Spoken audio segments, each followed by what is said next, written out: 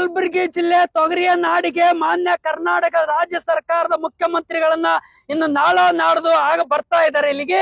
ಅವ್ರು ಬರೋದಕ್ಕಿಂತ ಮುಂಚಿತವಾಗಿ ಕಲಬುರಗಿ ಜಿಲ್ಲಾ ತೊಗರಿಯ ನಾಡಿನಲ್ಲಿ ರೈತರು ಮುಂಗಾರು ಬಿತ್ತನೆಯನ್ನ ಪ್ರಾರಂಭ ಮಾಡಿದರೆ.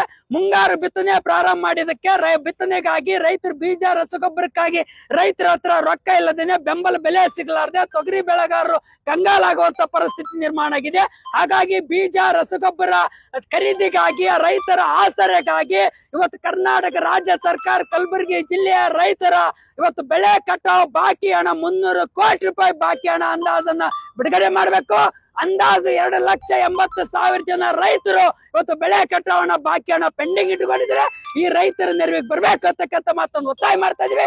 ಟಾಟಾ ಪವರ್ ಕಂಪನಿಗೆ ವಿದ್ಯುತ್ ಖಾಸಗೀಕರಣ ಮಾಡಿ ಪಂಪ್ಸೆಟ್ ರೈತರ ವಿದ್ಯುತ್ ಗ್ರಾಹಕರ ಬದುಕು ಬೀದಿಗೆ ತಳ್ಳಕೊಟ್ಟಿದೆ. ವಿದ್ಯುತ್ ಖಾಸಗೀಕರಣ ತಡೆಗಟ್ಟಬೇಕು ಅಂತಕ್ಕಂಥ ಮಾತನ್ನು ಹೇಳಿಕೊಟ್ಟಿವೆ. ಇವತ್ತು KERC ಈ ಒಂದು ಟಾಟಾ ಪವರ್ ಕಂಪನಿ ಅರ್ಜಿಯನ್ನ ರದ್ದು ಮಾಡಬೇಕು ಅಂತಕ್ಕಂಥ ಮಾತನ್ನ ಆಗ್ರಹಿಸಿ ಇವತ್ತು ಪ್ರತಿಭಟನೆ ನಡೆಸೋದ್ರ ಮೂಲಕ ಇವತ್ತು ಕರ್ನಾಟಕ ರಾಜ್ಯ ಸರ್ಕಾರಕ್ಕೆ ಇದನ್ನು ಒತ್ತಾಯನ ಮಾಡ್ತಾ ಇದೀವಿ ಅಂತಕ್ಕಂಥ ಮಾತನ್ನ ಹೇಳಿಕೆ ನಾನು ಬಯಸ್ತಾ ಇದ್ದೀನಿ.